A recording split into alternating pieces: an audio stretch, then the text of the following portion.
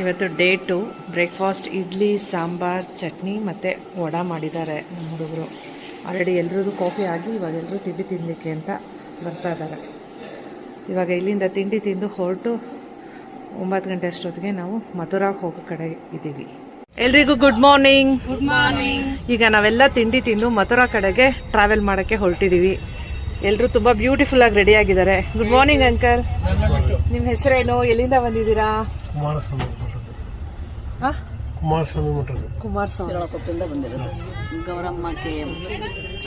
ನಿನ್ನೆ ನೋಡಿದ್ರೆ full modern look, ಇವತ್ತು ಫುಲ್ಲು ಟ್ರೆಡಿಷನಲ್ ಲುಕ್ಕು.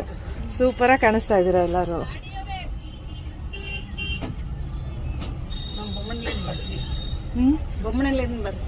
ಬೊಮ್ಮನಹಳ್ಳಿ. ಓ ಸೂಪರ್. ನಿಮ್ಮ ಹೆಸರು? ಶಾಂತಿ. ಎಲ್ಲಿಗೆ ಹೊರಟಿದ್ದೀರಾ? ಏನು ನಿಮ್ಮ ಹೆಸರು?